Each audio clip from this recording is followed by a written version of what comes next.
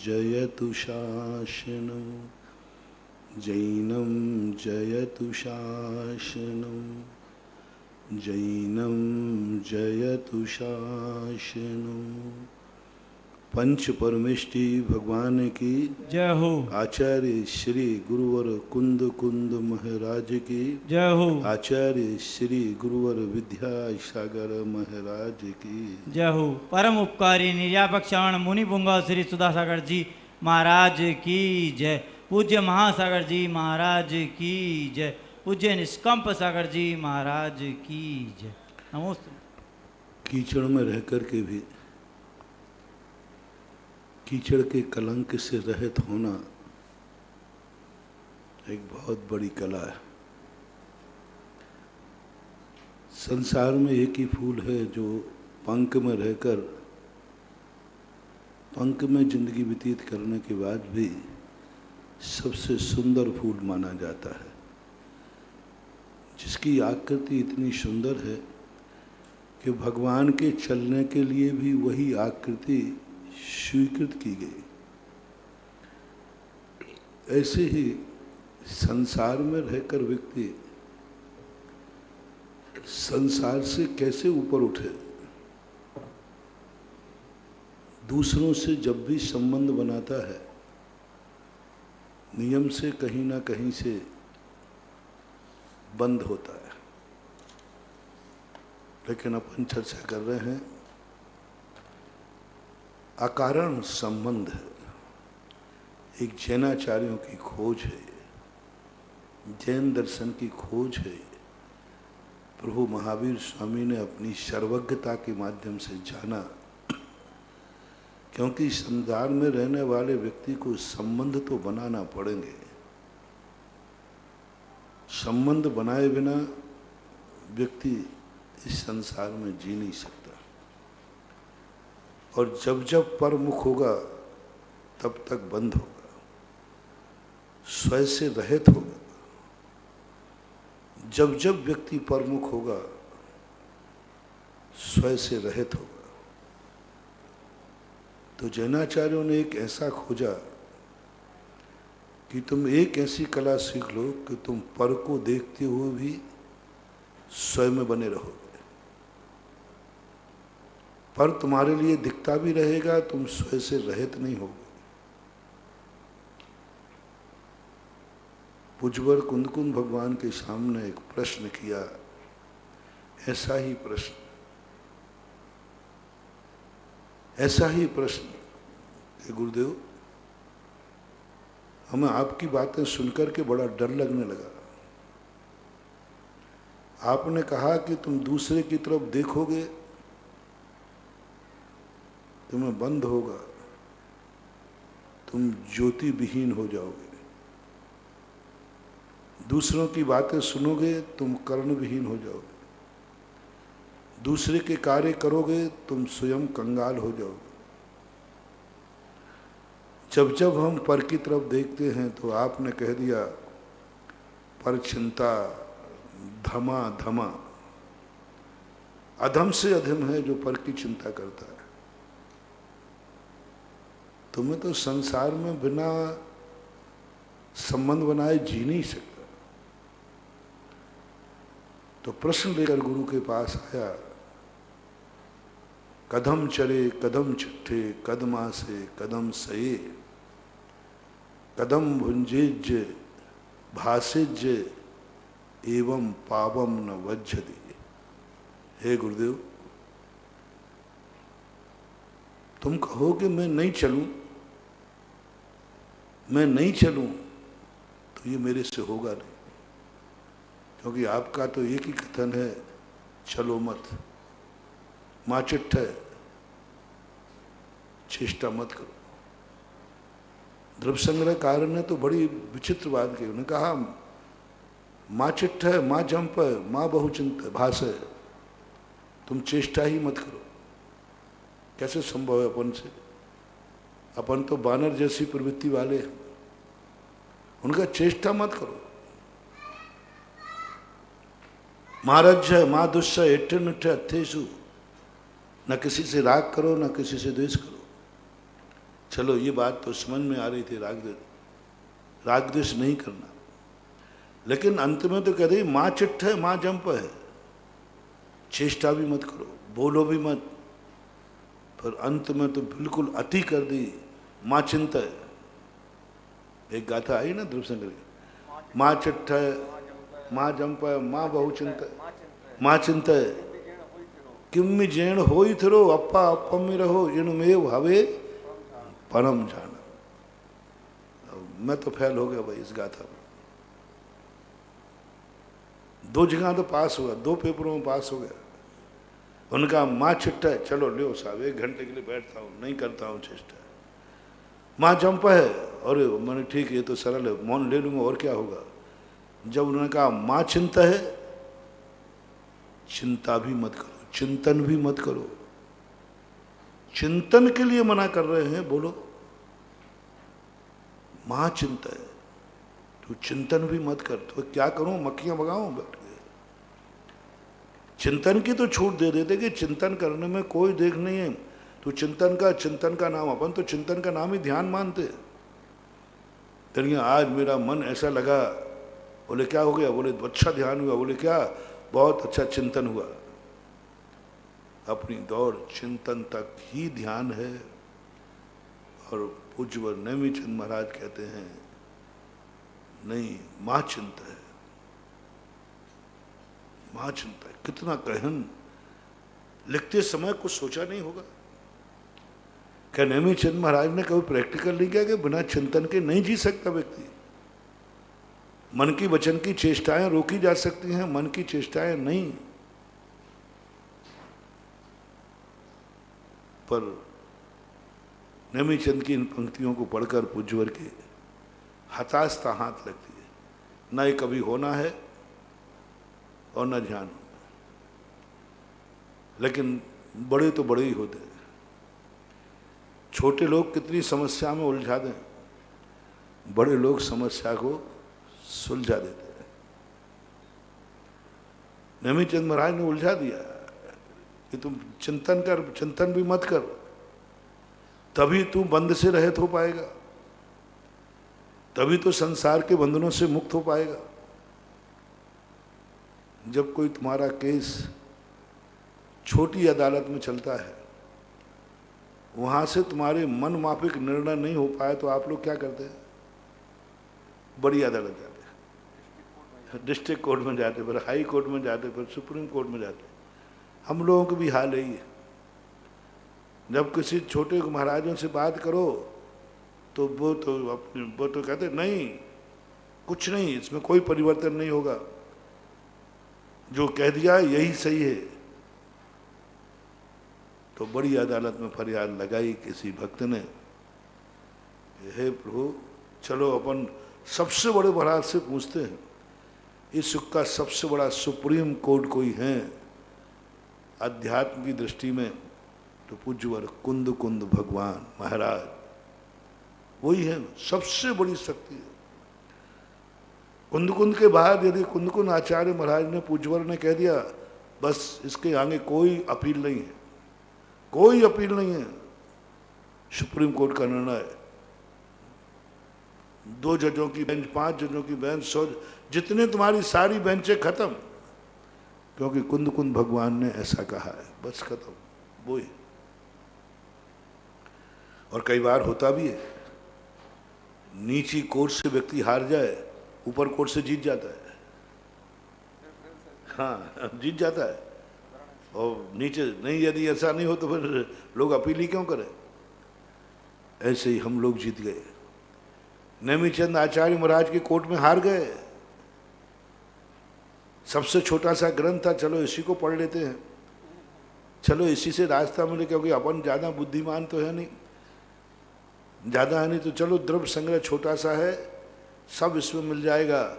उसमें तो ऐसे हारे कि उन्होंने कहा माँ चिंता है, बस यहाँ पूरा का पूरी शक्ति निढाल हो गया, जैसे कुछ ताकत ही नहीं बची हो, जैसे कोई ताकत ही नहीं बची हो। बोले माँ चिंता है, चिंतन भी मत कर, तब हवे ही परम ध्यानम, वह परम ध्यान है। लेकिन कुंद कुंद भगवान के चरणों में अपील करने पर कुंद कुंद ने कहा नहीं घबरा मत, कि इसको मैं देखूंगा। बस वही जो नेमिचंद महाराज के सामने कही थी, तो उन्होंने कहा नहीं माँ चिट्ठ है। बोले साहब केस क्या था? बोले ये केस था। तो उन्होंने तो कह दिया नहीं चेष्टा मत कर, चिंतन मत कर, वचन मत कर। कुंद कुंद स्वामी कहते अच्छा बोलो कौन सी गाथा थी? यही बोल दी, कदम चले कदम चिट्ठे कदमा से कदम से कदम बुझे जभाषज एवं पावम न बज्जती। मैं कैसे चलूं मुझे बंद ना हो, मैं कैसे बोलूं इससे बंद ना हो, मैं कैसे चेष्टा करूं बंद ना हो, मैं कैसे देखूं कि मुझे बंद नहीं हो, मैं कैसे सुनूं कि बंद नहीं हो, मैं कैसे खाऊं कि बंद नहीं हो, मैं कैसे सोऊं कि मुझे बंद ना हो। ऐसा विचित्र प्रश्न है। यानी ऐसा चीजें अपन ने मांग ली भगवान से तो भगवान को भी पसीना आ जाए।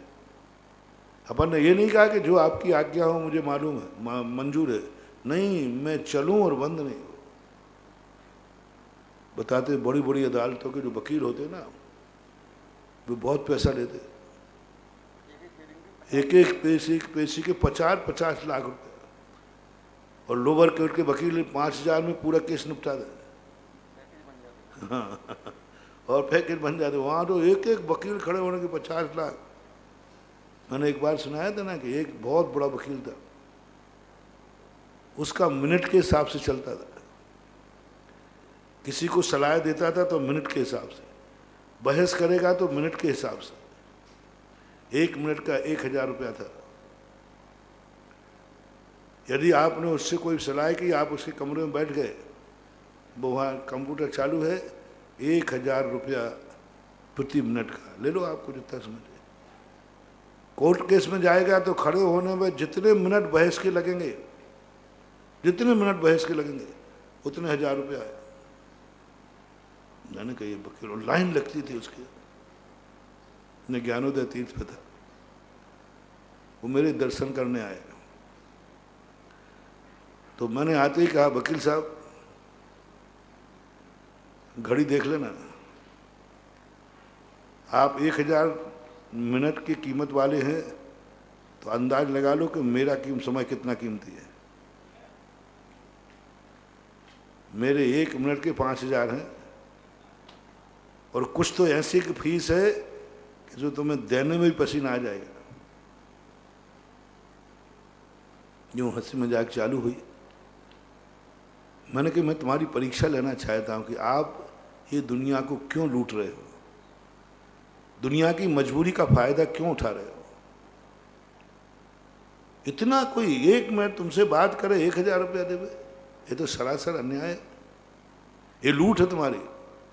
सलाह करने की कोई ऐसी शर्त लगाता है, अरे भाई 2 मिनट 5 मिनट परामर्श करने में लगेगा, डिस्कशन करने में लगेगा, आपको बस 1 मिनट का 1,000, और पूरा बाकायदा कंप्यूटर के यहाँ पर्चा मिलता था।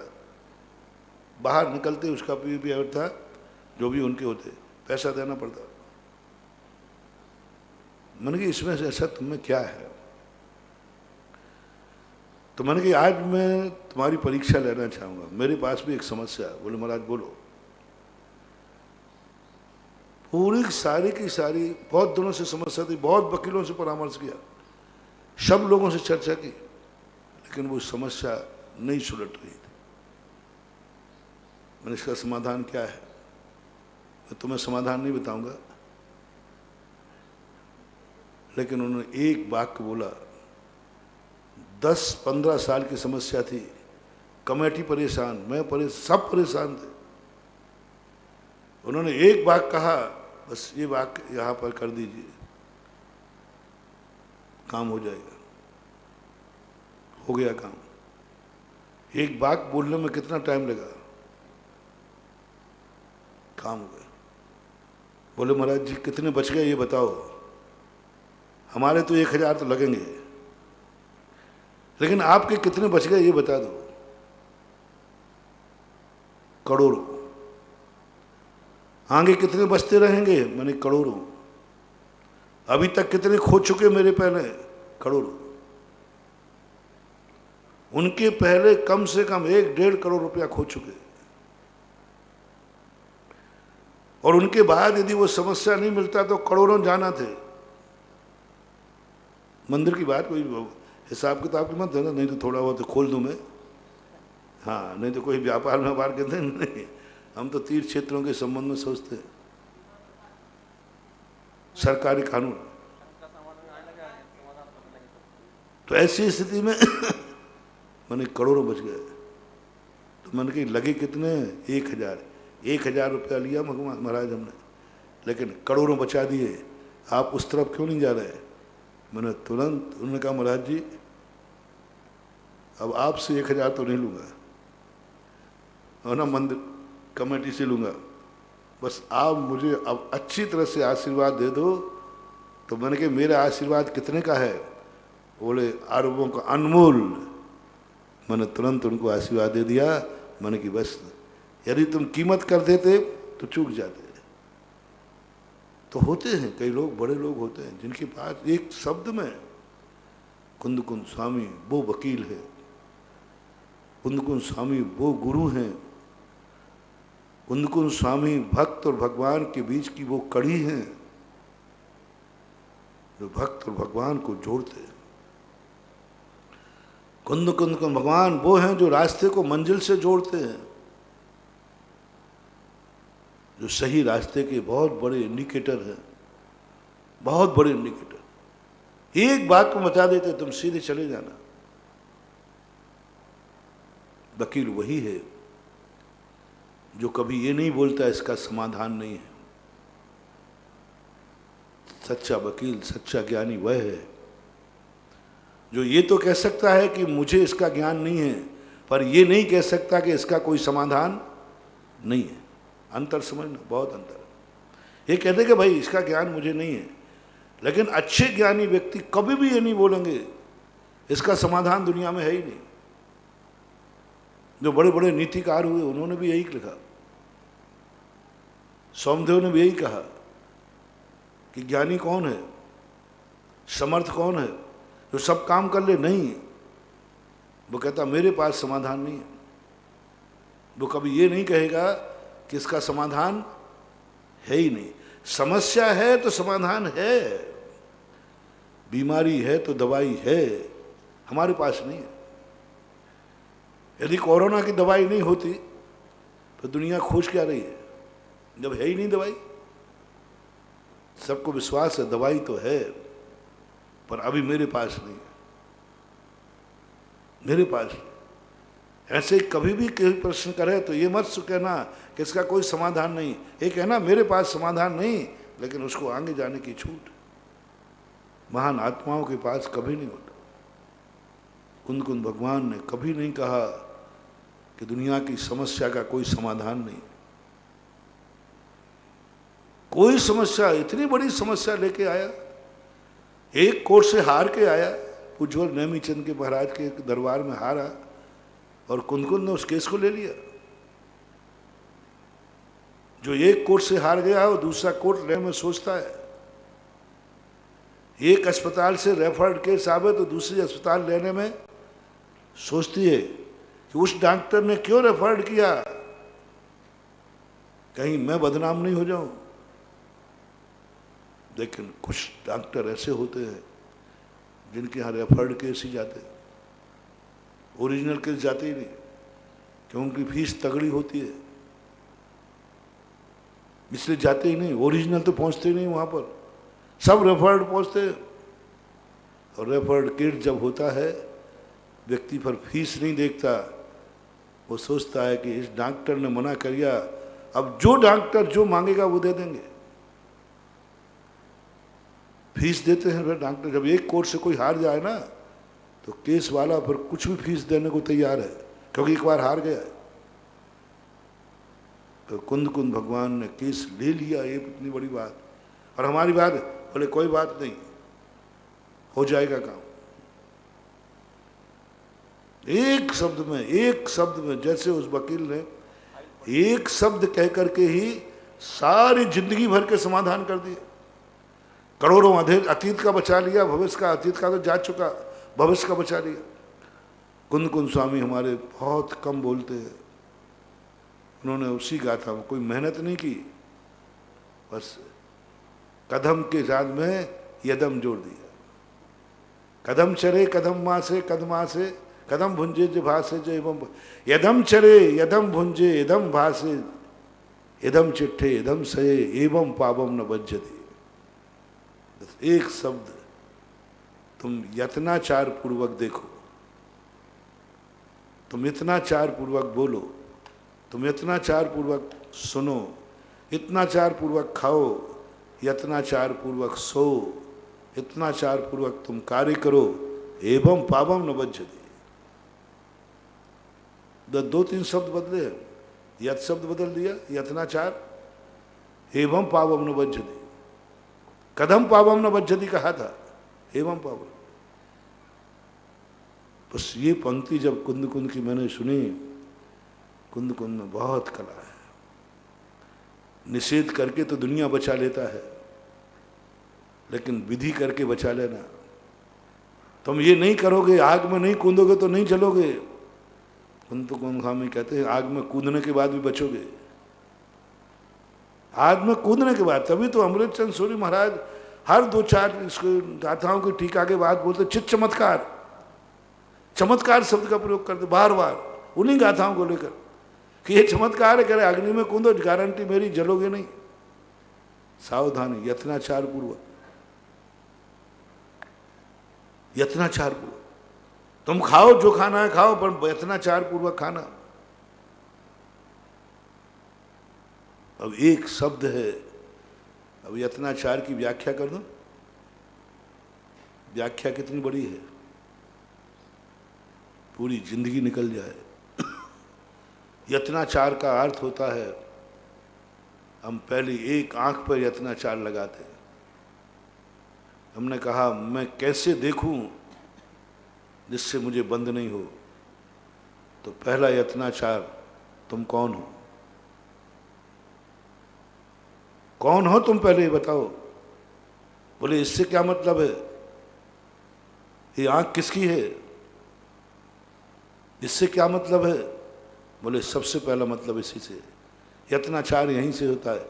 ये आंख है, आंख तो सबके पास है, पापी के पास भी, पुण्यात्मा के पास भी, मच्छर के पास भी है, सांप के पास, सबके पास।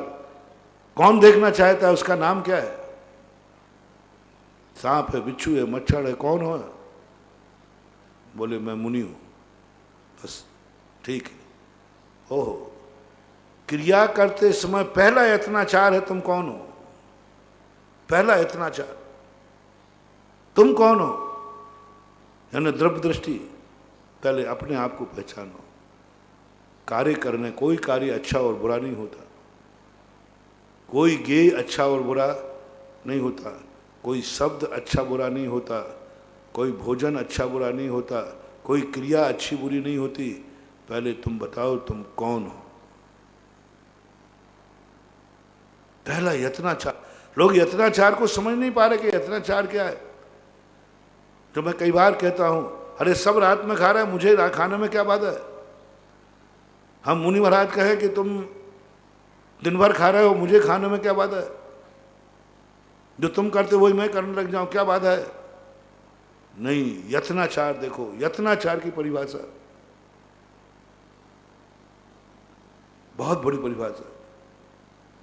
मानतुंग आचार्य महाराज ने भक्तांबर स्तोत्र लिखते समय एक ऐसी विशेष बात कह दी जिसमें हमारे सारे, उन्होंने ये नहीं कहा कि भगवान को नमस्कार करने से तुम्हारा संसार कर जाएगा।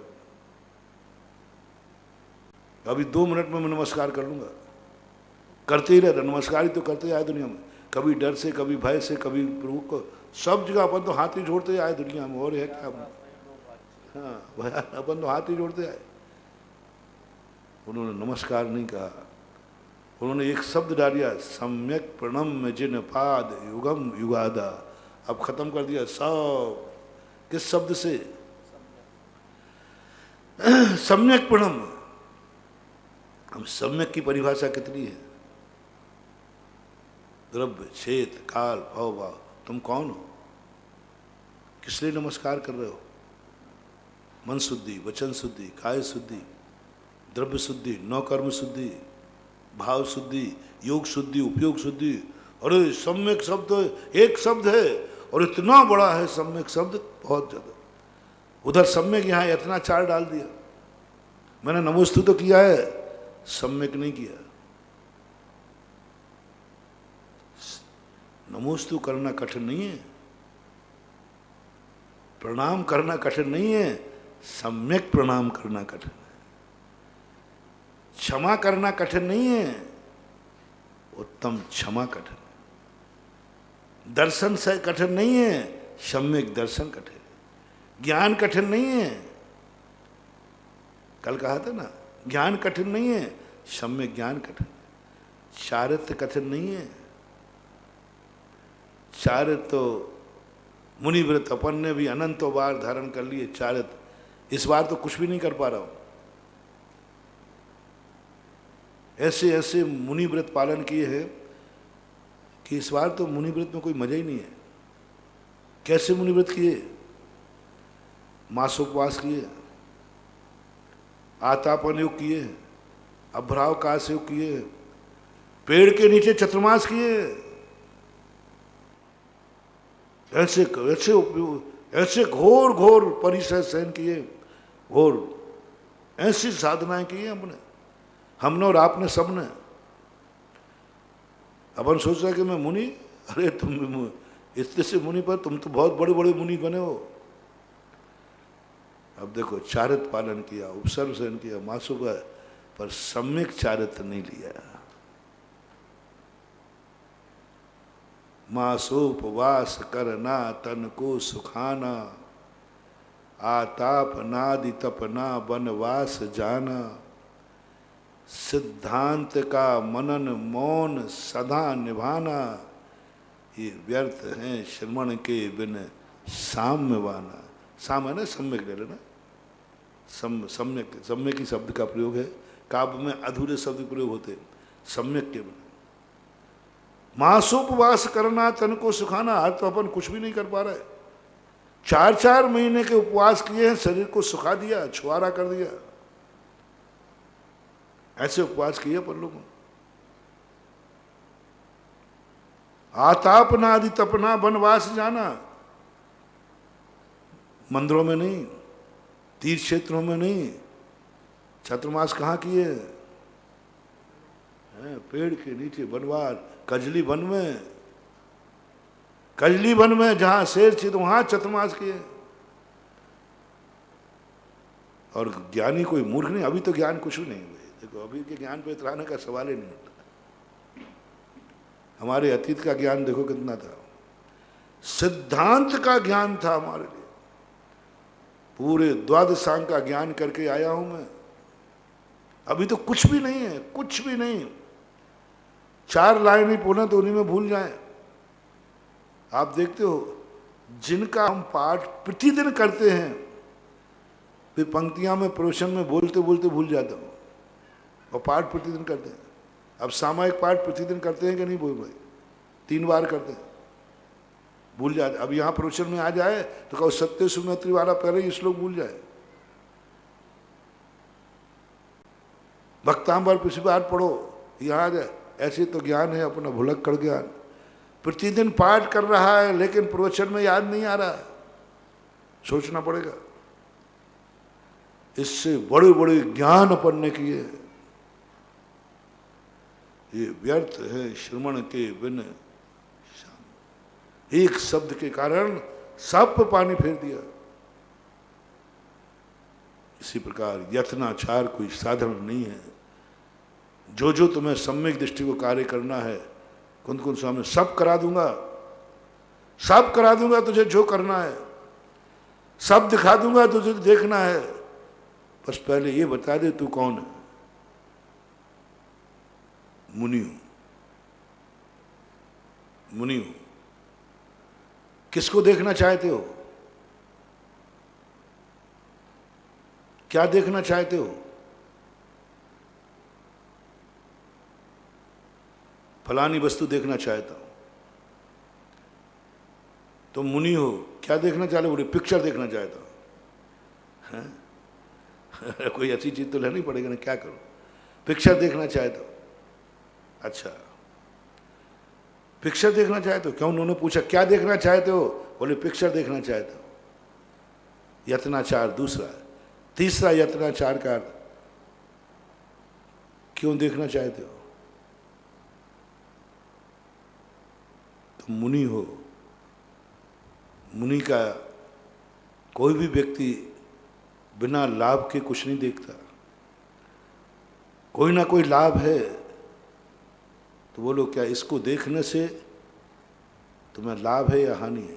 क्यों देखना चाहते? लाभ किसे कहते हैं? जो जो वस्तु चाहता है उसकी उपलब्धि हो जाए, उससे विकास हो, लाभ से विकास होना चाहिए। तुम मुनि व्रत हो तो मुनि व्रत का विकास जिसमें होता हो वो तुम्हारा लाभ है। लाभ क्या है? एक गृहस्थ का क्या लाभ है? उसकी गृहस्थी बढ़ती है। मकान चाहिए, मकान बढ़ गया, गाड़ी चाहिए, गाड़ी बढ़ गई, उससे गृहस्थी का स्टैंडर्ड मेंटेन होता है।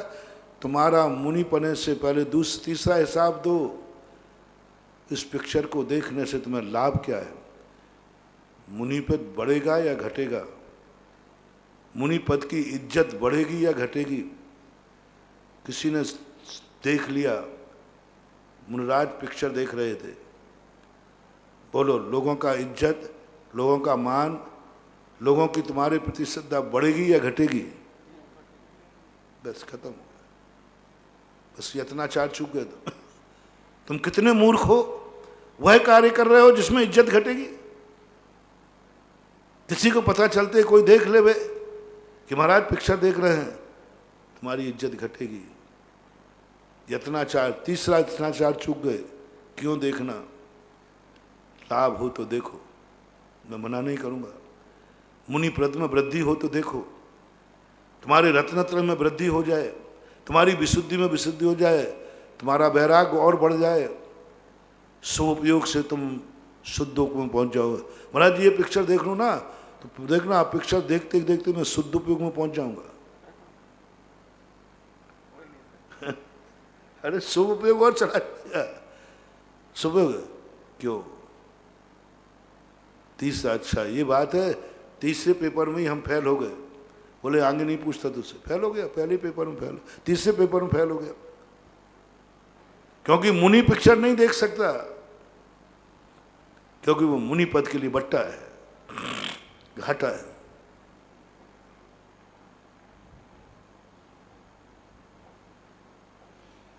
तुम मोबाइल में दिन भर क्या देखते रहते हो? कोई कुछ नहीं कहता। हम तो मोबाइल छोड़ो, मोबाइल की तरफ देख लूं तो आफत है। तुम्हारे हाथ में मोबाइल है, तुम्हारा स्टैंडर्ड मेंटेन होता है। आजकल लोग बड़ा शौक चल रहा है, मोबाइल को जेब में नहीं रखते, हाथ में। महिलाएं तो बिल्कुल, अरे आजकल बिल्कुल ऐसे हाथ में मोबाइल चलता है, सब हाथ में लिए घूमते हैं। मैंने सोचा क्यों? और किसी का महंगा मोबाइल और वो और ज्यादा हाथ में लेके चलता है। हाँ, बच्चे की उंगली भली नहीं पकड़ना पड़े, मोबाइल पकड़ेंगे साहब। तो मैंने कहा बोले महाराज जी इससे स्टैंडर्ड मेंटेन होता है। देखो ये 25,000 का मोबाइल रखे, 1 लाख का। अब देखना, अब वही मोबाइल आपका स्टैंडर्ड बढ़ा रहा है, बढ़ाता है, बढ़ता है। लोग आपके प्रति इज्जत से देखते, बड़ा आदमी है। और वही मोबाइल महाराज के पास हाथ में हो तो, अच्छे लोगों की दृष्टि में कह रहा हूं, इज्जत घटेगी। मुनि महाराज में मोबाइल रखे, चाहे भले उसमें हम भक्तांबर पढ़ रखते हैं, चाहे भले उसमें हमने पूरे ग्रंथ रखे, बड़ी ग्रंथ रखे, सब लैपटॉप में कुछ नहीं है, सब शास्त्र हैं, मोबाइल में कुछ नहीं, सब पूजा पाठ है, मतलब स्त्रोत वगैरह बड़े बड़े हैं। नहीं, मोबाइल नहीं कर सकते तुम। इसमें है क्या? सब अच्छी चीजें हैं। दूध तुम शराब की दुकान पे खड़े होके क्यों पी रहे हो? मैं दूध पी रहा हूं, लेकिन स्थान कहाँ है? शराब की दुकान। अब उसी क्रिया में, उसी वस्तु में मैं देख नहीं सकता। लेता हूं तो मुनि पद में बट्टा लगता है, गृहस्थ को बट्टा नहीं लगता। और जो जो मुनि ऐसा कर रहे हैं उनमें बट्टा लग रहा है। सज्जन पुरुष की आलोचना कर रहे हैं। ऐसे और भी काम देख लेना। तुम एक पेपर में फेल हो गए, आगे खत्म, आगे कोई परीक्षा नहीं है, फेल हो गए। यदि तुमने ऐसा कहा मैं इसलिए इसको कर रहा हूं, यदि ये मैं नहीं करूंगा, जैसे आहार मैं नहीं लूंगा तो मेरा रत्नत्रय खत्म हो जाएगा, मुझे संकलेश हो जाएगा, मेरी विशुद्धि घट जाएगी। इसलिए मैं अपने तप को बढ़ाने के लिए, रत्नत्रय को प्राप्त करने के लिए आहार लेता हूं। उनका ठीक ठीक ले सकते हो, लेकिन प्रभु पहले ये ध्यान रखना, कदम भुंजेज्य एवं पावम न बज्जति। मैं भोजन करूंगा, मैं भोजन तो करते ही थे अनादिकाल से, लेकिन जब मैंने पढ़ा कि भोजन करने वाले को कर्म का बंध कितना होता है, सो मैं आपके पास आया हूं। पाप का बंध नहीं होना चाहिए, मैं भोजन करूंगा, मेरी निर्जरा चालू होना चाहिए। मेरी प्रति समय की निर्जरा है। प्रभु आप समझो बात को, भोजन प्रमाद में होता है, मेरी निर्जरा खत्म नहीं हो।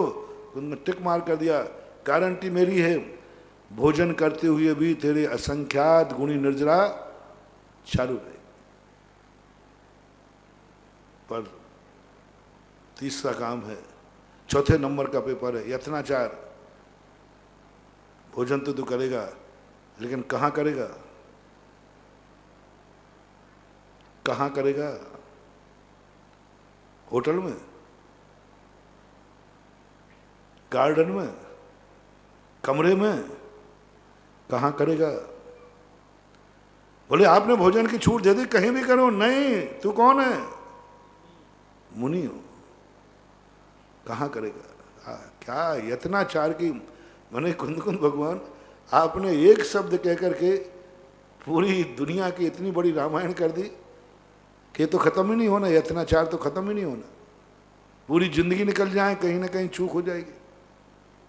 यत्नाचार, विवेकानंद से कहा शून्य पे बोलो। उन्होंने सोचा, लोगों ने कहा शून्य पे क्या बोलोगे? विवेकानंद कहा इतना बड़े विषय पे बोलूं, इतने बड़े विषय पे शून्य पे बोलूं मैं? ये तो पूरी जिंदगी निकल जाए तो नहीं बोल पाऊंगा। तो सारे वैज्ञानिक हंसने लगे, अरे मूर्ख, शून्य पे कोई बोला जाता है क्या? शून्य तो शून्य है। बोले नहीं साहब, सारी दुनिया के अंक गणितों पे बोला जा सकता है, लेकिन शून्य पे नहीं बोल सकते। शून्य में तो जिंदगी क्या, अनंत भाव भी निकाल दें तो जिंदगी भर बोलना संभव नहीं। जो शून्य पे तो ना बोल तो शुरू तो कर। तो उन्होंने कोई भी शब्द पे अपन बोलते ना, तो पहले अर्थ बोलते। जैसे आर्जव धर्म बोलना है तो अपने ऋजोर भावो आर्जवम, व्युत्पत्ति परक अर्थ। तो विवेकानंद जी ने कहा शून्य ने आकाश। देखना विस्तार कैसे कर लिया। शून्य ने आकाश, और आकाश पे बोलो। अब बोलो कितना बोलना है। पहले तो आकाश की व्याख्या अनंत है, और आकाश के नीचे क्या नहीं है। आकाश किसे कहते हैं? जो सबको अवगाहन देता है। किस किस को देता है?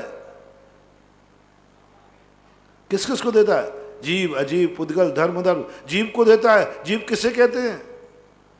सुनने पे बोल रहा हूं अभी। जीव किसे कहते हैं? अब जीव की व्याख्या करो। संसारिणा मुक्ताश्य, संसारी जीव का त्रस्य स्थावर। अब गोमरसार, कर्मकार, सटकर डांगम, अब सब का सब लाओ। ऐसे जीव को अवगाहन देता है आकाश। शुद्ध जीव, अशुद्ध जीव, सब व्याख्या करो। ज्ञान की व्याख्या, दर्शन की व्याख्या, पूरा जीव कांड। पुद्गल द्रव्य, पुद्गल का स्वरूप, धर्म द्रव्य, धर्म का स्वरूप, आकाश तले सब कुछ आ गया। इसलिए एक छोटे शब्द को, महान आत्माओं के मुख से निकला हुआ शब्द, इस सृष्टि का कोई भी चीज सीमित नहीं है। हर वस्तु का अर्थ अनंत है। एक पेड़ के पत्ते पर पीएचडी की एक व्यक्ति ने, ओनली पत्ते पर, पान का पत्ता, पान के एक पत्ते पर पूरी पीएचडी की उसने। गजब। उसके बाद भी लिखा साहब कलेवर बढ़ रहा था इसलिए मैंने नहीं किया आगे, और एक सप्लीमेंट्री पेश कर दी कि आप पीएचडी में जोड़ना चाहो जोड़ो, नहीं तो अभी और बाकी है। एक पत्ते के ऊपर बोल गया। महान आत्माओं के एक एक शब्द को मंत्र मानो, मंत्र मानो। अन्नम च गुरुपदेश लेने की बात क्या, कोई गुरु मंत्र बना के नहीं देते, उनके मुख से जो निकल जाता है वही मंत्र होता है। अब मंत्र का अर्थ कितना है? अनंत। यत्नाचार का अर्थ कितना अनंत। कहां खाओगे? कहीं भी खाऊंगा नहीं, फैल, मैं जहां बताऊं वहां खाओगे। श्रावक के घर, ठीक है चला जाऊंगा और क्या करूं, भूख तो लगी। लेकिन भगवान ध्यान रखना, मुझे बंद नहीं होना चाहिए। मैं श्रावक के यहां भोजन करने जा सकता हूं, लेकिन मेरा मुनि पद सुरक्षित रहना चाहिए। कहीं ऐसा ही नहीं हो कि मैं उसके घर में जाऊं वो मुझे भिखारी समझ ले, आ गया मांगता। हाँ चला जाऊंगा और पहले बताओ मेरा मुनि पद रहेगा, मुझे भिखारी तो नहीं मानेंगे, भिक्षु मानेंगे कि नहीं? प्रश्न आगे बढ़ गया, क्योंकि शर्त लगा दी गुरुदेव देखो, जो कोई के दरवाजे रोटी मांगने जाता है उसके तो वो भिखारी कहलाता है, तो मेरा तो सब इज्जत खत्म हो जाएगी। ऐसा तो मैं आपके पास आते ही क्यों? वही मैंने कहा नहीं, पहले मेरी विधि के अनुसार कैसे खाओगे, कैसे जाओगे? गजब, यत्नाचारी चल रहा है अभी, यत्नाचारी चल रहा है। खाने की अनुमति दे दी, यहां श्रावक के घर जाओगे तुम भिक्षु ही बने रहोगे, लेकिन आगे का पेपर देना है, कैसे जाओगे? एल्युमिनियम का कटोरा लेकर दरवाजे जाओगे, कैसे जाओगे? कैसे जाओगे? विधि बताओ, ये कार्य कैसे करोगे? बहुत बड़ी विधि लिखी हमारे यहां। किस श्रावक के यहां आहार ग्रहण करोगे? करोगे तो सही, किसी के यहां कर लूंगा नहीं, किसके यहां करोगे? अरे भाई किसके यहां करेंगे? भूख लगी रहेंगे नहीं, किसके यहां करोगे? सुकुल गुण बताए, लक्षण बताए, उसी श्रावक के हाथ का लेना, उसी श्रावक के घर में जाना। इतनी बड़ी रामायण लिख दी उन्होंने, श्रावक की पोथी लिख दी, किस श्रावक के घर में आहार किया जाता है। यत्नाचार। आगे उन्होंने कहा फिर कैसे करोगे, कैसे जाओगे? यूं चले जाओगे उठा करके? बहुत बड़ी विधि लिखी, बैठो, ध्यान करो, सिद्ध भक्ति पढ़ो, व्रत परिसंख्यान करो, संकल्प करो, विशुद्ध मन से नीची गर्दन करके, मांगते हुए नहीं जाना है, बिजली के समान निकलना है। पूज्यवर वसुनंदी महाराज ने लिखा, भटकर महाराज ने भी लिखा, पूर्व बिजली जैसे बिजली कौनती है ना, बस ऐसा अपना शरीर दिखाते हुए चले जाओ, खड़े मत होना बीच में विधि बनाना, हूं ऐसे नहीं। बिजली कौनती है जैसे शरीर दिखाना है, बस चलते जाओ, शरीर दिखा दो और एक दृष्टि से देखते जाओ। व्रत परिसंज्ञान मिले तो ठीक, जाओ, दूसरा रास्ता नहीं है तो उसी रास्ते से लौटो, लौटते समय भी देखते आओ। बस दोबारा घूमने की छूट नहीं है। सुबह नहीं मिला तो दोपहर में घूम चला जाऊंगा। 3 चक्कर लगाना, ये कुछ नहीं लिखा है। 4 चक्कर लगाना, कुछ नहीं लिखा है। सीधा बिजली के समान जाओ, आओ, बस मिल जाए तो ठीक, नहीं मिल जाए तो ठीक। अंजलि बनाई, अंजलि लेकर जाओ, फिर नीचे देखते हुए जाओ। वो नवदा भक्ति करे तो आहार लेना, नवदा भक्ति करे। पूरी विधि संसार में आज तक किसी भी गुरु की ऐसी विधि नहीं, साधु की आहार प्रक्रिया। मैंने बहुत सब गुरुओं को, साधुओं को देखा, सब चीज की विधि है। साधु करते, साधना करते, भेष भी है, भेष भी लिखा है कि तुम्हारा भेष ऐसा होना चाहिए, लेकिन आहार की विधि कहीं नहीं लिखी। कहीं नहीं लिखी, कोई भी आचार्य ने, कोई भी संप्रदाय में कहीं भी साधु की आहार विधि नहीं लिखी। किस श्रावक से लेना चाहिए कहीं नहीं लिखा, जो देवे से ले लो। किस विधि से लेना चाहिए कहीं नहीं लिखा, कहीं नहीं लिखा, कहीं भी। हर संप्रदाय को आप उठा के पढ़ लीजिए, दिगंबर जैन विधि कहते नहीं, इस विधि से तुम आहार करना। कौन सा पेपर हो गया? पांचवा पेपर हो गया। तुम कौन हो? तुम क्या करना चाहते हो? तुम क्यों करना चाहते हो? तुम कहां करना चाहते हो? तुम कैसे करना चाहते हो? अब अंत में पूछते हैं, तो चला जाऊं मैं इस विधि से? रुको, अभी क्या खाओगे? जो देगा वो खा लूंगा। आपने तो कह दिया पड़ गाएगा, ठीक है, पड़ गाने से जाऊंगा, नवदा भक्ति कर लूंगा, उसके बाद उसके यहाँ आलू चिप्स रखा है। अब वो जो देगा लेगा नहीं, थाली देखो पहले। ये थाली देखने की परंपरा बड़ी विचित्र है। देखो क्या खाओगे तुम इसमें से? उसने पता नहीं क्या बना दिया। ये खाओगे, ये नहीं खाओगे, हटाओ। ये इतना 6वां पेपर हो गया। 7वां पेपर आया, खाने के बाद क्या करोगे? खाने के बाद क्या करोगे? उसी खुशामद करना, अच्छा हुआ भोजन करा दिया सब? नहीं, खाने के बाद आकर के ये देखो उसने तुम्हें आहार क्यों किया है, तुम क्यों करने गए थे, उसने आहार क्यों दिया, ये जानना जरूरी है। ये आहार चर्या बहुत खतरनाक है महानुभाव। ये आहार चर्या इतनी खतरनाक है, मैं तो कहता हूं कि हम और साधनाएं कम कर लूंगा, बस प्रभु मुझे एक शक्ति दे दो कि आहार को नहीं उठना पड़े। मैं और साधना, और एक और साधना कर लूंगा, और बता दो, जो कुछ करना है सब बता दो। आहार चर्या बहुत खतरनाक, बहुत खतरनाक। 24 घंटे में हम किसी चर्या में चूक जाएं, ज्यादा प्रायश्चित नहीं, कोई घाटा नहीं है, कोई घाटा नहीं है। अरे चूक जाएंगे तो नरक जाएंगे, और क्या होगा? दुर्गति में जाएंगे, निगोद में जाएंगे, और क्या होगा? और व्रतों में चूक गए तो कुछ ज्यादा घाटा नहीं है, क्योंकि वो उपादान की चूक है, वो अपनी खुद की चूक है, वो खुद की भूल है। मन बिगड़ गया, खुद की भूल। वचन बिगड़ गया, खुद की भूल। काया बिगड़ गई, खुद की भूल। सारी चर्या प्रतिगमन नहीं किया, खुद की भूल। सामायिक नहीं की, खुद की भूल। स्वाध्याय नहीं किया, खुद की भूल। देख के नहीं चला, कोई बात नहीं, चलेगा।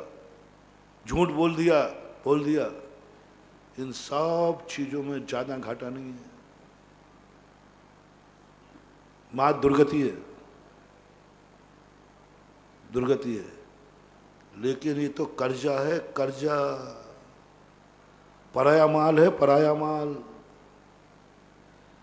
गरीबी में जिंदगी जीने में उतना घाटा नहीं है, भिखारी बनने में भी उतना घाटा नहीं है जितना कर्जा लेकर के जिंदा रहने में घाटा है। कर्जदार होके मत मरना, भीख मांग के मर जाना। कर्ज का मामला बहुत बड़ा है। मेरा खुद का जो चिंतन है, मैं और किसी काम से नहीं डरता, बस आहार करते समय मेरे प्राण निकलते हैं और मैं एक ही भावना बांधता, बस सब मुझे मंजूर है, बस ये आहार छुड़ा दो। क्यों? आहार में सामने वाले की भावना का ध्यान रखना है। मैंने आहार क्यों लिया, पहले ये विचार करो, क्यों लिया तुमने?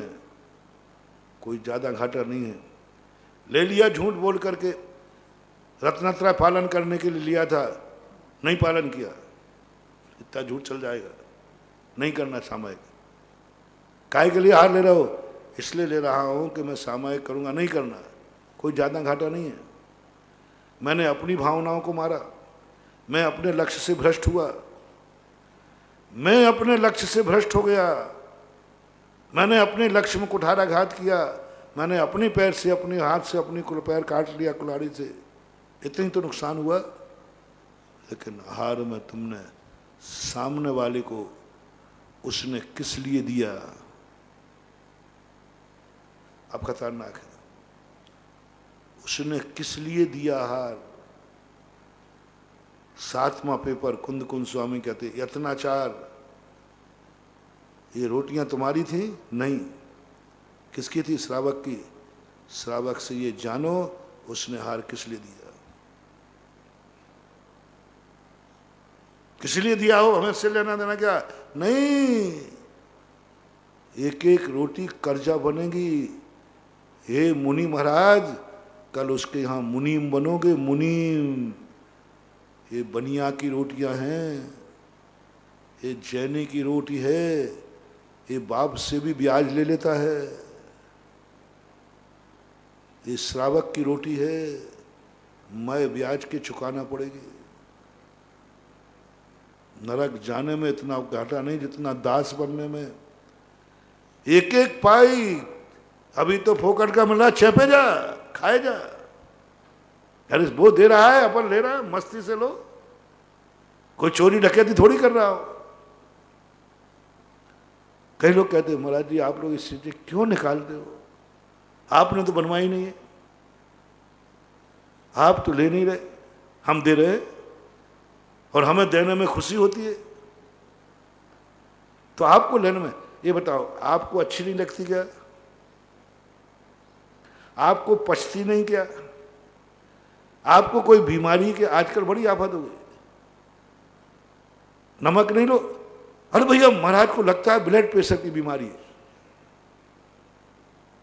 क्यों भाई, तुमने कैसे जान ली? कैसे जान ली ब्लड प्रेशर बीमारी है? नमक नहीं लेते हो ना आप, तो हमने जान लिया कि ब्लड प्रेशर, मर गए। शक्कर ने, महाराज ने मिठाई नहीं ली आज, तो कुछ लगता है महाराज जी को। सारे संसार में बोलो क्या है? यदि कोई तुम्हारा रिश्तेदार आवे और मिठाई नहीं लेवे तो तुम क्या अंदाज लगाते हो? शुगर है। ऐसे ही महाराज मीठा नहीं लेवे, अरे लगता है भैया महाराज को शुगर है, शुगर की बीमारी है, अरे मर गए। यानी शुगर का त्याग करो तो बीमार हो जाए। आज यही है 90%। जैसे मीठा गोटा शुगर है, घी का बना हुआ तारा, लगता है महाराज जी का कोलेस्ट्रॉल बढ़ा हुआ है। किस लिए लगा लिया हुई तुमने अंदाज?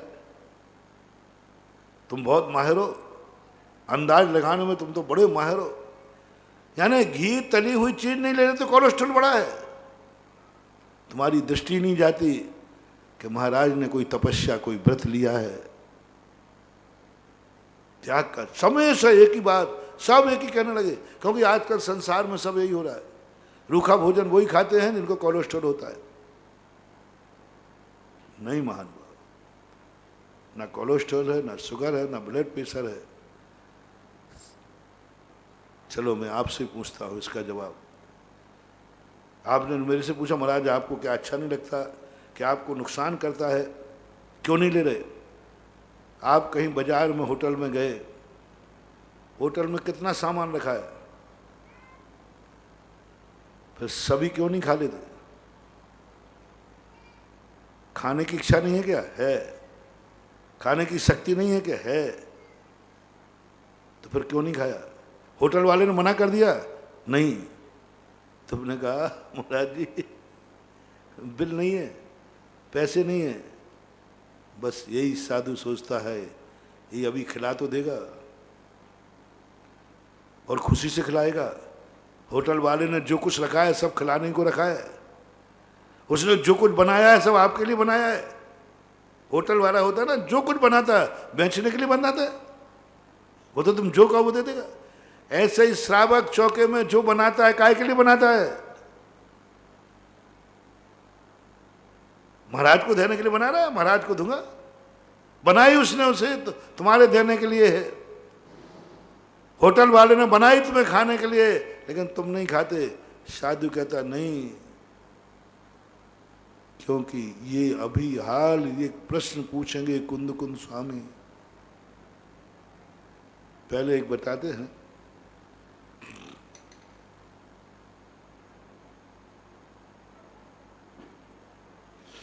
पुराने संगम में मैंने देखा, आहार करने के बाद जब महाराज आते थे, आहार करके लौटते थे, सब बताना पड़ता था आज क्या क्या खाया गुरु को, सब बताते थे। मैंने खुद सुना एक दो बार, महाराज सब बताते थे। अब खाते खाते भूल जा, बोलते बोलते आते तो कमरे, महाराज जी मैं एक चीज और खाई थी वो भूल गए, सब बताना पड़ता था। नहीं अब दूसरे दिन तो हमने आचार्य से हम लोगों ने पूछा कि आचार्य जी हमने कुछ सुना है ऐसा कि अन्य संघों में कहीं पुराने साधु लोग जो आहार लेके आते थे उनको सब बताना पड़ता था, आप तो यहाँ पूछते ही नहीं। तो आचार्य ने कहा मुझे आप लोगों को विश्वास है कि तुम वही खाओगे जो जरूरत है, हमने संस्कार ही ऐसा दिया है। उस शिष्य से पूछना जरूरी है जो शिष्य ये मान के खा लेता है, नहीं श्रावक दे रहा है मैं ले रहा हूं, खाना है तो क्या इसमें कौन सा पाप कर रहा हूं, कोई चोरी थोड़ी कर रहा हूं, बल्कि श्रावक को खुशी होती है। अरे जिस दिन होटल पे सारा माल बनाया हो और पूरा बिक जाए तो, और जिस दिन चौके में तुमने सब बनाया और सब महाराज ले ले में तो, अरे महाराज उस दिन तो बल्ले बल्ले, आज महाराज ने सब ले लिया, इतना खुश होता है श्रावक। चाहे भले स्वयं को खाने बचे या नहीं बचे, वो कहता है महाराज खा लेंगे हम तो कुछ भी, पेट भर लेंगे ये क्या को, पर आज महाराज ने सब ले लिया। पर नहीं, जैनाचार्य गुरु पूछ सकते हैं तुमने क्या क्या लिया था।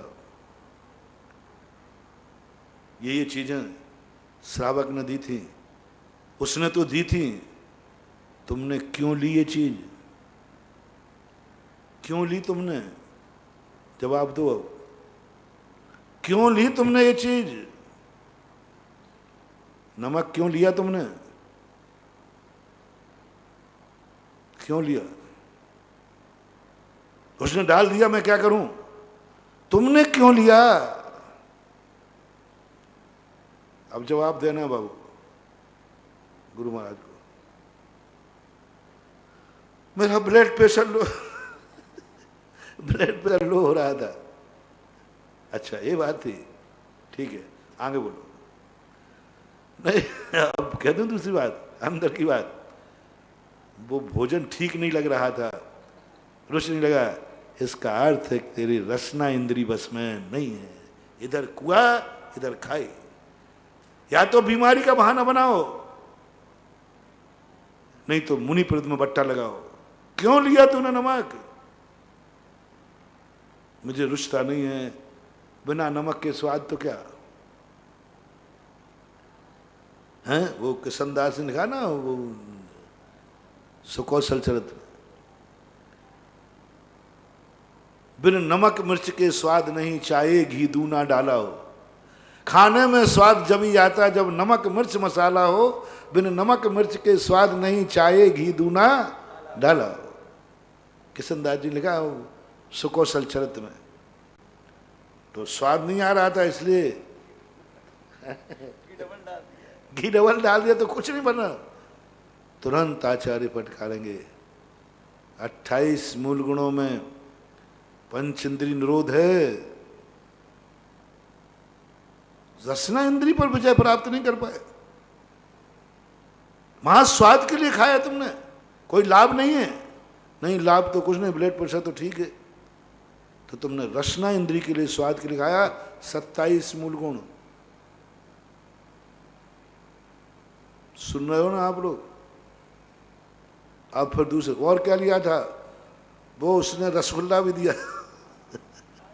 बिजोलिया का रसगुल्ला है। हाँ महंत नहीं दिख रहा है, महंत की जलेबी।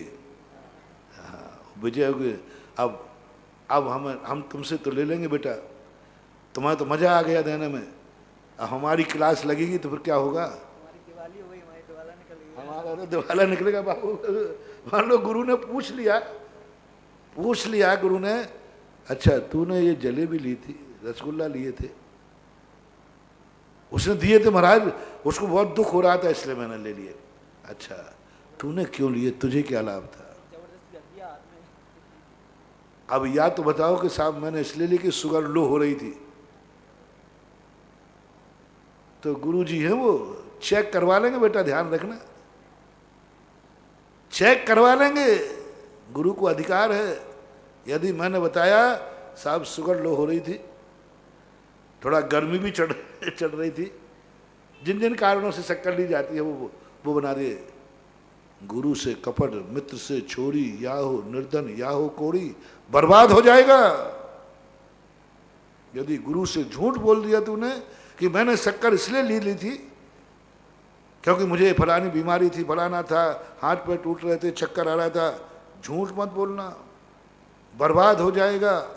गुरु से कपट कर रहा है, सत्य बोलो। स्वाद के लिए लिया था, तो ही रसना इंद्री तुम्हारी बस में नहीं है।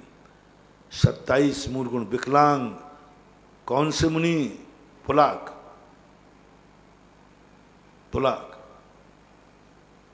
सुनो रे साहब को, तुम्हारी जोर जबरदस्ती हमें कहाँ गिराएगी तो देख लो पहले।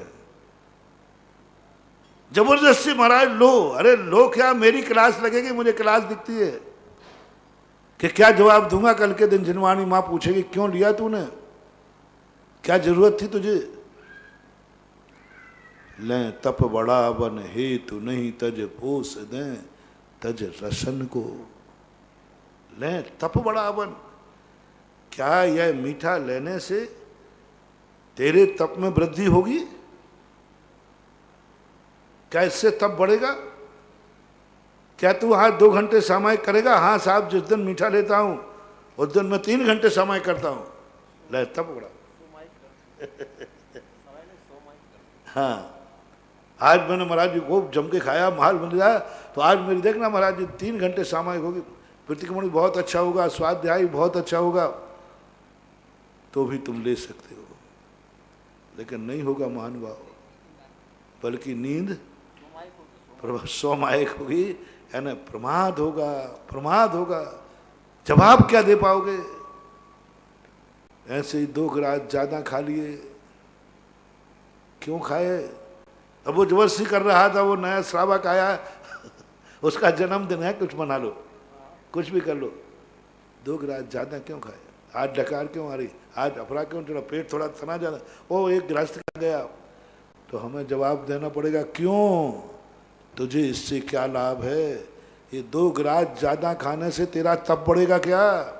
सामायिक बढ़ेगी क्या? वही चीज तू ले सकता है, उतनी ले सकता है जिससे तप बढ़े। ले तप बड़ा बन, बहुत अच्छी दारी पंडित साहब ने, दौलत राम ने, ले तप बड़ा बन। लेते समय सबसे पहले सोचना है, इसको लेने से मेरा तप बढ़ेगा कि नहीं, मेरा रत्नत्रय बढ़ेगा कि नहीं, मेरा मुनि व्रत बढ़ेगा कि नहीं, मेरी इज्जत और शान सौगत बढ़ेगी कि नहीं, मेरा मुनि पद सुरक्षित रहेगा कि नहीं। वे श्रेष्ठ रस का त्याग करा दिया। क्यों? हमारे मुनि पद पर ध्यान रखना। ऐसी बात नहीं है कि मुझे तुम्हारी भावनाओं का याद नहीं रहता, तुम्हारी भावनाएं सही हैं, सब कुछ सही है। खाने वाले को नहीं मालूम कि होटल में जो कुछ बनाया है सब हमारे लिए बनाया है, बेचने के लिए बनाया है। तो तुम होटल वाले का ध्यान रख के खाते हो कि अपना जेब देख करके खाते हो? नहीं, बेचारे होटल वाले के आज कोई नहीं आया तो सब खरीद लो, बेचारा होटल वाला, उसने बना लिया ना, आप फेंकेगा? ऐसा करो होटल वाले, फेंकना मत, जो कुछ है सब मुझे दे दो, मैं बिल दे दूंगा, इतने उपकारी हो तुम। अरे फेंके तो 100 बार फेंके। अब होटल वाला कहे साहब ये चीज ले लो, आज दिन भर में नहीं बिकी हो, कल खराब हो जाएगी, कितने की है? इतने की। तुम कहे भैया रखो, होटल वाले की खराब होवे तो 100 बार होवे, लेकिन तुम्हारी ताकत नहीं है तो तुम उसे खरीदने वाले नहीं हो।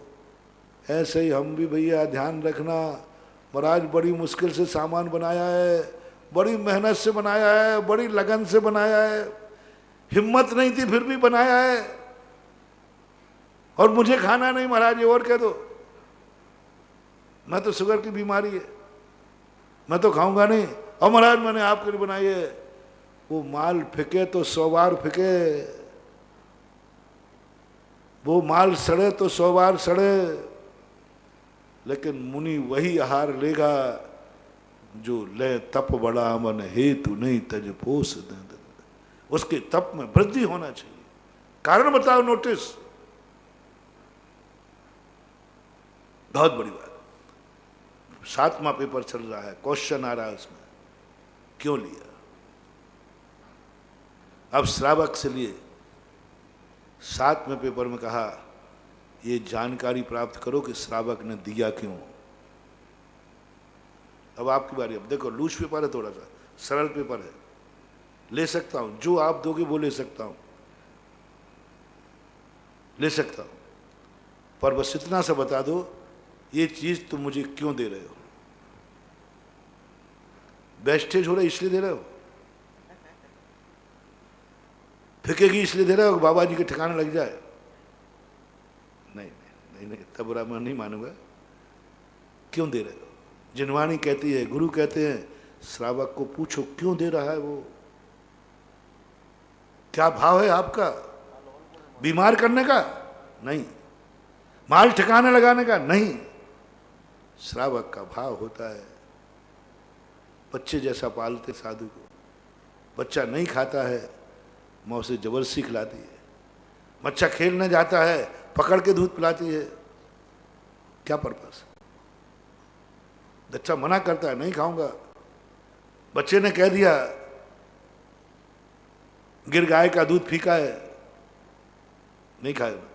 अब वो समझा रहे बुझा रहे, मैं ही समझा रहा हूं, क्यों जबरदस्ती समझा रहा हूं?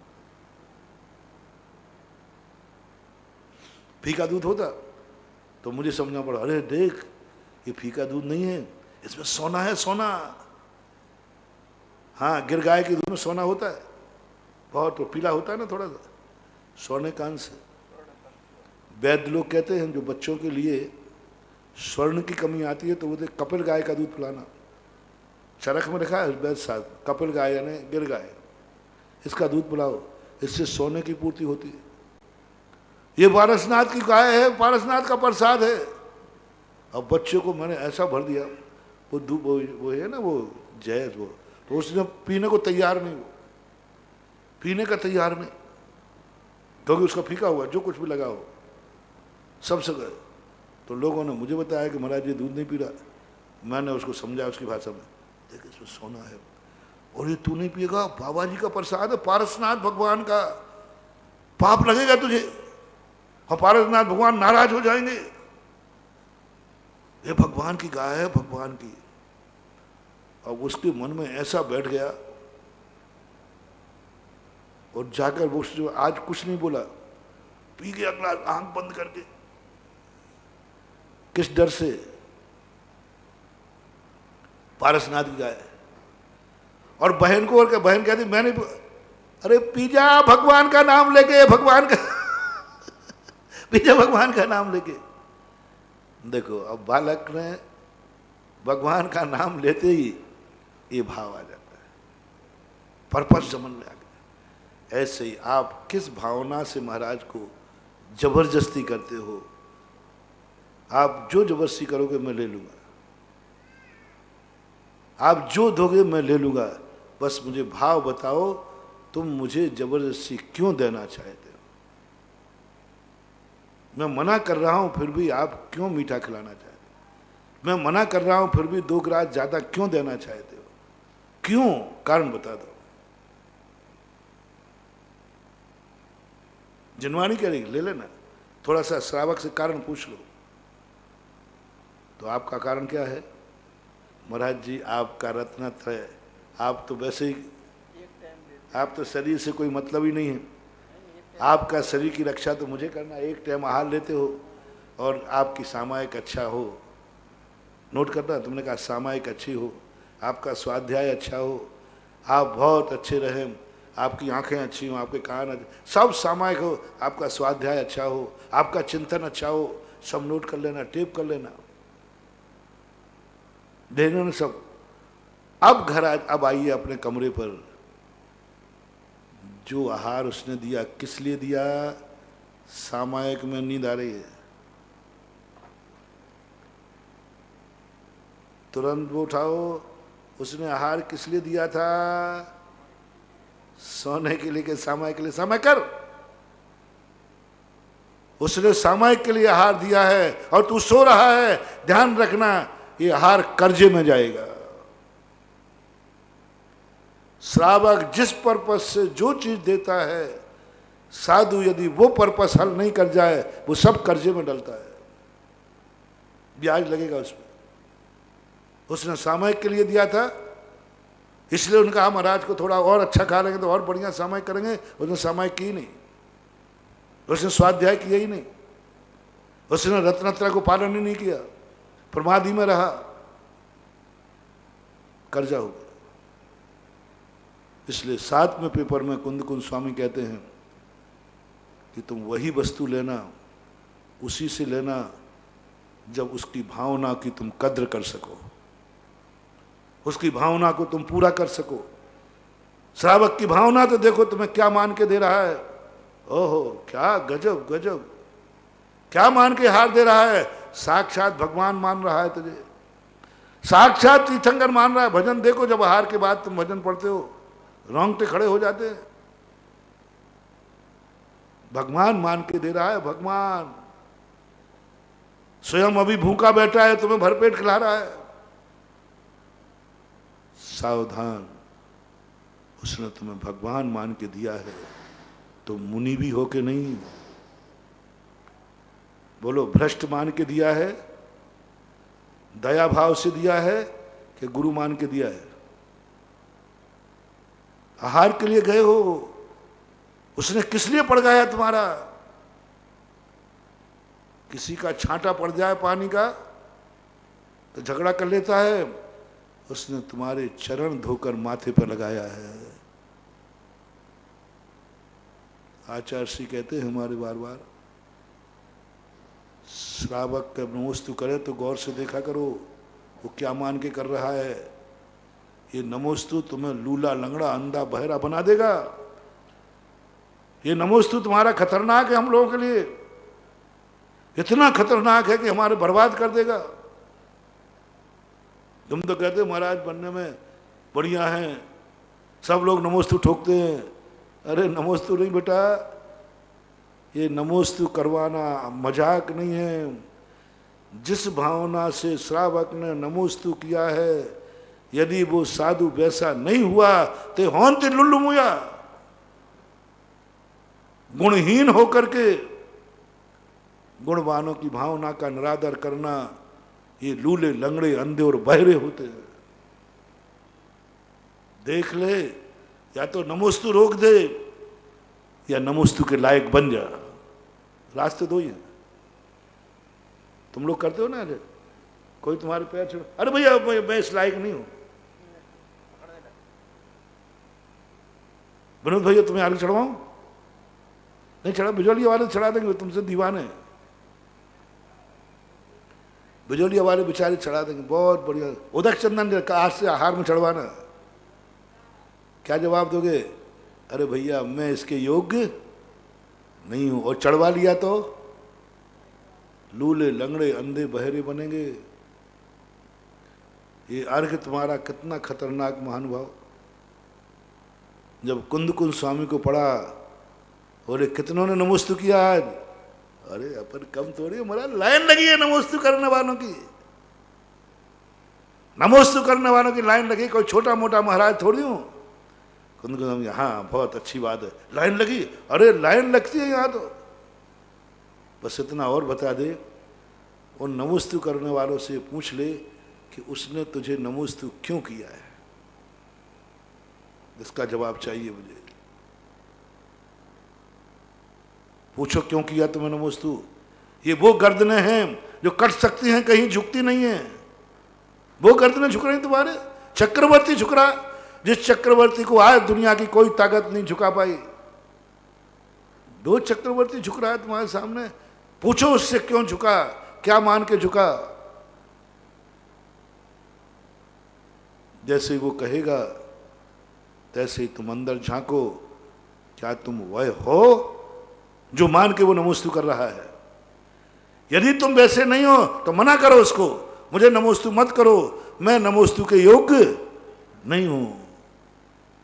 और या फिर जिस भावना से वो नमोस्तु कर रहा है वैसा बन के दिखाओ। दो तुम्हें सच्चा मुनि मान रहा है, आप सच्चे मुनि बन के दिखाओ। ऐसे ही नहीं हो गया नमोस्तु। आचार्य ने कहा जब तुम्हारी पूजा होवे, पूजा को गौर से सुना करो। तुमने कहा आचार्य जी अपनी पूजा थोड़ी सुनी जाती है। बोले नहीं, तुम लोगों जैसे सबको सुनना है, अपन लोगों जैसे भगवान को नहीं सुनना, भगवान को नहीं सुनना। क्योंकि भगवान तो जितनी ऊंचाई पे बैठे हैं, पूजा करने वाला उतना बखान कर ही नहीं पाएगा। भगवान पर आज जितने गुण हैं, क्या उतने गुण अपन बखान कर पाएंगे? अपन तो कम। लेकिन तू जिस पद पर बैठा है, क्या श्रावक जितना बखान कर रहा है वैसा तू है क्या? जो जो पूजा लिखवाना, पूजा करवाना तो सरल है, बड़ा आजा मेरी पूजा लिखी गई, मेरी पूजा हो रही है। यही पूजा लूला लंगड़ा बनाएगी। जिनकी पूजा नहीं हो रही वे लूले लंगड़े नहीं बनेंगे। जिनकी पूजा नहीं हो रही है वे लूले लंगड़े नहीं बनेंगे। लूला लंगड़ा कौन बनेगा? जिनकी पूजा हो रही है और पूजा में वो जो जो शब्द रखे हैं, आप ये हैं, आप ये हैं, आप ये हैं, तुरंत ध्यान रखना, क्या आप वो हो? क्या आप वो हो? नहीं हो तो पूजा बंद कराओ, अन्यथा पूजा में जो तुम्हारी देख रहा है वैसा बन के दिखाओ। तीसरा कोई रास्ता नहीं है। तीसरो तो तीसरो है, तीये की बैठक है। या तो वैसे बन के दिखाओ और या पूजा बंद कराओ। क्या तुम्हारे चरण क्या मान के पैर धो रहा है वो श्रावक चक्रवर्ती? क्या मान रहे हो बताओ तो सही आप लोग। क्या मानते हो उस साधु को? चरणों की धूल माथे पे लगा रहा है, गंधोदक अवभाग्य मेरो निर्मलम निर्मल। क्या बात है? क्या तुम्हारे चरण इतने पावन हैं? जितना पावन वो मान रहा है, मान रहा है। या तो चरण धुलाना बंद करो या इन चरणों का आचरण ऐसा करो जैसा वो मान रहा है। उस गंधोदक में वो शक्ति आना चाहिए जो शक्ति वो मान रहा है, जो पावनता मान रहा है। छू लेने दो। आगे बोलो, आगे नहीं बोला मैं, आगे बोलो। हाँ, पावन चरण। क्या बोला उन्होंने? वो चरण छूने के लिए नहीं, चरण तो बहुत है, उसके पास भी खुद चरण है। चरण छू लेने दो इन पावन चरणों को। ये चरण नहीं, शिवधाम है। जो छू लेने दो इन पावन चरणों को। बस कौन शब्द पर जोर देना है अपन को? पावन पर। पावन चरणों को छू लेने दो। हे श्रमण, हे बड़े, हे बड्डे, पैर छुआने में तो मजा आता है, लेकिन क्या ये चरण इतने पावन हैं? नहीं है तो नहीं छुआने में फायदा है, लेकिन छुआ करके चरण भी गायब हो जाएंगे। समय आपका हो रहा नहीं तो बताता। हाँ, चरण पावन हो जाएंगे। ऐसे आप लोग चरण छुआ देना। कई लोग कुंवर साहब बना बुंदेलखंड और उधर यूपी में छोटे छोकरे कुंवर बन जाते साधु। मैंने कि जहां से दबा रही ना वहीं से पैर जाएंगे। हाँ, गुटखा खा रहा है और माँ जैसी पवित्र आत्मा से पैर छुआ रही है। हमेशा भैया अपने ध्यान रखना, अपनी पावनता को बनाओ, हर चीज में ध्यान रखना। क्या क्या पूजा में तुमने भर रखा है?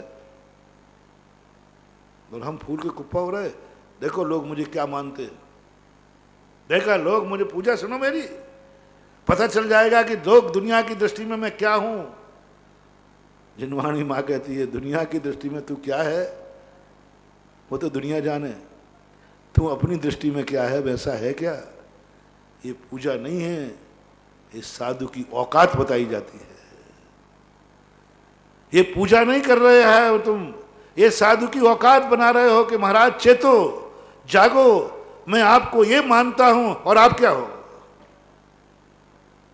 पूजा की एक एक पंक्तियां हमारी औकात बताती है कि मैं आपको क्या मान के नमोस्तु कर रहा हूं, क्या मान के हार दे रहा हूं, क्या मान के आपकी पूजा कर रहा हूं। सोच लो महाराज आप वैसे हो कि नहीं, मेरा तो कुछ नहीं बिगड़ेगा, तुम्हारा सब मिट जाएगा। तुम्हारा कुछ नहीं बिगड़ने वाला, तुमने तो मान लिया, तुमने तो मान लिया। बिगाड़ किसका है? पूजा करने वाले का बिगाड़ नहीं है, बिगाड़ है पूजा जिसकी की जाए। नमोस्तु करने वाले को तुम्हें तो कोई घाटा नहीं है, घाटा तो मेरा है, लूला लंगड़ा तो मैं होऊंगा। तुम्हें आहार देने में कोई घाटा नहीं है, लेकिन मैं तुम्हारी भावना के अनुसार 24 घंटे व्यतीत नहीं हुए तो दिवालिया मैं होऊंगा।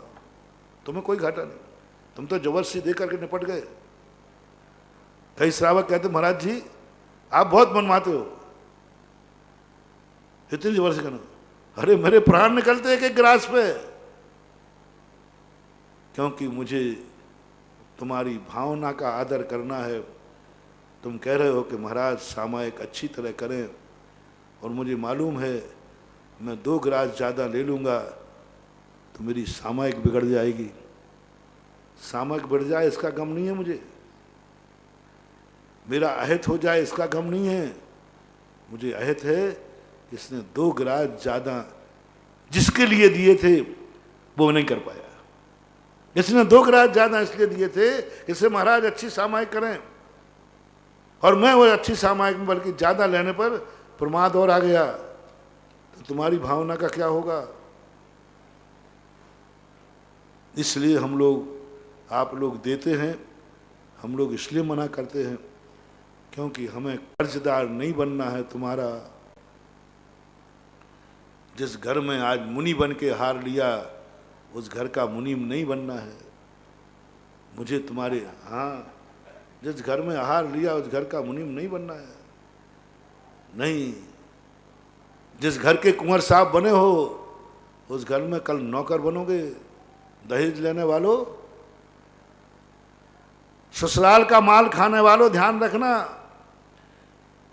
आज दहेज लेने में अच्छा लग रहा है, जितना माल आया है मैं ब्याज के आप चुकाओगे और कल उसी ससुराल में नौकर बनोगे। जब मैं मुनि को नहीं छोड़ रहा हूं तो तुम्हें कैसे छोड़ दूं।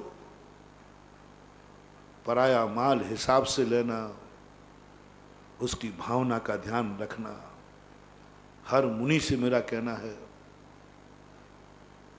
गृहस्थ अपना खुद का माल खाता है, अपनी कमाई, अपनी मर्जी, अपना मन, जिसके लिए खाना है उसके लिए खाएगा। उसके जिसके सोने के लिए खा रहा है, बोले ये चीज क्यों खा रहा हो, बोले जिससे नींद आ जाए, खाएगा। लेकिन साधु जब माल आहार लेवे तब श्रावक की भावना पर ध्यान दो। 7वां पेपर है यत्नाचार का, और यह पेपर में फेल बहुत सारे लोग हो जाते, ध्यान ही नहीं दे पाते। हम भी चूक जाते हैं, और ये ध्यान देना है। और कभी कभी श्रावक से पूछ लेता हूं तुम आज जबरदस्ती क्यों कर रहे थे, क्यों देना चाहते थे तुम जबरदस्ती। तो वो जो भावना बताता है ना, मेरी क्या भावना थी, खड़े नहीं उतर पाए तो। इसलिए हम लोगों को उतना ही लेने दो जिससे मैं तुम्हारा कर्जदार न बन जाऊं, क्योंकि तुम्हारी भावना बहुत पावन है, बहुत पवित्र है, बहुत पावन है। उस पावन तक मैं पहुंच पाऊंगा कि नहीं। तुम्हारी पूजा बहुत पावन है, सिद्ध कह दिया चलते फिरते, रोंगटे खड़े हो जाते। क्या मान रहा है, चल चलते फिरते सिद्धों सम, मैं साक्षात जिन मुद्रा देख रहा हूं। दंसन नान समग्गम मग्गम मोक्षस्य कारणम चारित ऐसा कुछ आया। सो साहु नमो तस्य दंसरनान समग्गम मग्गम मोक्षस कारणम चारितम सो साहु नमो तस्य। ओह क्या करे, दंसरनान चरितम मोगम मक्खम मोक्षस कारणम चारित। मैं साक्षात मोक्ष मार्ग को नमस्कार कर रहा हूं। दंसरनान समग्गम, समग्र शब्द का प्रयोग किया। पूर्ण सम्यक दर्शन के आप रत दंसरनान समग्गम मग्गम मोक्षस हो चारितम। साक्षात आप मोक्ष के मार्ग हैं, चलते फिरते मोक्ष हैं, यूं मान लो। समग्गम शब्द का प्रयोग किया पूज्यवर ने, विकलांग नहीं। दंसरनान समग्गम, दंसरनान से संपन्न है, समग्र है। साध यदि निशुद्धम सो साहु नमो तस्य। साध यदि नित्य शुद्धम, किसकी साधना करके कर रहा है? साध यदि नित्य शुद्धम, निरंतर शुद्ध तत्व की चिंतन करते हैं, साधना करते हैं, उसमें लीन रहते हैं। ऐसे मुनिराज के लिए सो ना साहु नमो तस्य। ये पंक्ति जब बोलते हो तुम, रोंगटे खड़े हो जाते हैं, कांप जाती है आत्मा। साध यदि नित्य शुद्धम, जो निरंतर शुद्ध साधना में लगे हैं, जिनकी दृष्टि शुद्ध, जिनकी इंद्रियां शुद्ध, जिनके वचन शुद्ध, जिनका मन शुद्ध, जिनका द्रव्य शुद्ध, जिनका गुण शुद्ध, जिनका पर्याय शुद्ध, जिनका कार्य शुद्ध, जिनकी कार्य शुद्ध, जिनका अनुमोदना शुद्ध, सब तरफ से शुद्धि है। उनकी आंख उठती है तो बड़ी पवित्र आंख है, कान सुनते हैं सब पवित्र, सब तरफ से रोम रोम जिसका शुद्ध दिखता है। बाहर से देख लो सब कुछ शुद्ध है, ऐसा मान करके तुमने नमोस्तु किया है। और साधु जिस समय नमोस्तु कर रहा है, उस समय यदि उसका मन अशुद्ध है तो रोको नमोस्तु करने वाले को, या मन को संभालो, नहीं तो अनर्थ हो जाएगा। अनर्थ हो जाएगा, या तो उसको रोक दो, और या फिर मन को रोकना थोड़ी इज्जत के खिलाफ होगा, रोकना थोड़ा इज्जत के खिलाफ होगा, रोकने में धर्म की बदनामी होगी। यदि मैं कहूं रुको रुको अभी नमोस्तु मत करना, मेरा मन अभी ठीक नहीं है, तो सुनने वाले को कैसा लगेगा?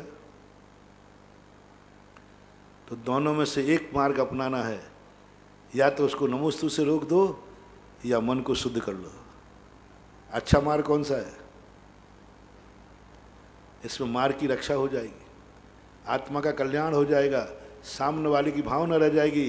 रोक अभी मैं मन को शुद्ध करता हूं, क्योंकि मुझे लोग नमोस्तु कर रहे हैं। तुम्हारा जब नमोस्तु नहीं करें तब, हाँ हम तो चालू आदमी है, ठीक है, जिस समय नमोस्तु करोगे उस समय मैं शुद्ध हो जाऊंगा, बाद में निपटाऊंगा, बेटा देखता हूँ। जैसे तुम लोग कहते ना अभी मंदिर हुआ हूँ फिर बाद में देखता हूँ, अभी मैं महाराज को हार दे रहा हूँ, हार हो जान दो फिर देखता हूँ। कई लोग कहते हैं चौकोमन जगह होता था ना, क्या हार के बाद मिलना फिर बताता हूँ मैं। ऐसे नहीं, हो वो जानते थे कि साधु शॉर्टकट निकाल लेगा, नमोस्तु करेगा उस समय शुद्ध, बाद में धमाल चौकड़ी। तो उन्होंने कहा कि ऐसा एक भी समय नहीं है, सो साधु नमो नित्य।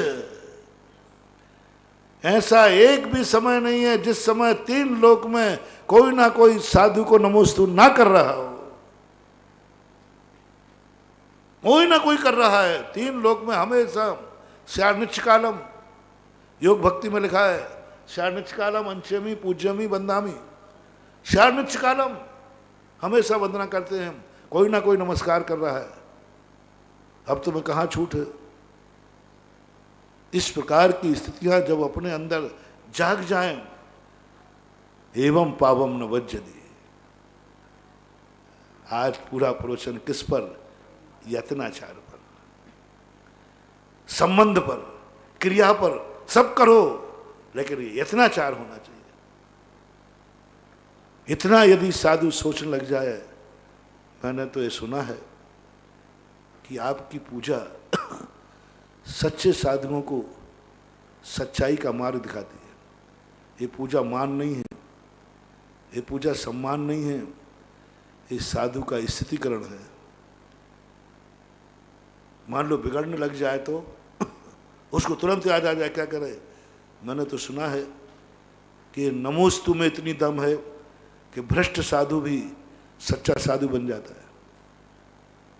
पूज्यपाल शांति सागर महाराज के संबंध में आता है, उन्होंने एक भ्रष्ट साधु को नमोस्तु किया।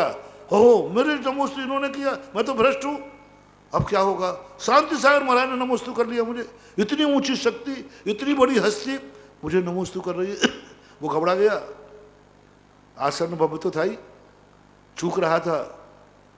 और उस नमोस्तु के वो वैसे नहीं आया, समझाने से नहीं आया, समझा नमोस्तु करने से। ओह मैंने इतने बड़े साधु से नमोस्तु करा लिया, इतना बड़ा आचार्य मुझे नमोस्तु करा, मैं तो भ्रष्ट हूं। रो पड़ा। आचार्य महाराज के शांत पैर पकड़ लिए, महाराज मुझे नमोस्तु मत करो, मैं इस लायक नहीं हूं, तुम्हें मेरे परिणाम मालूम नहीं है,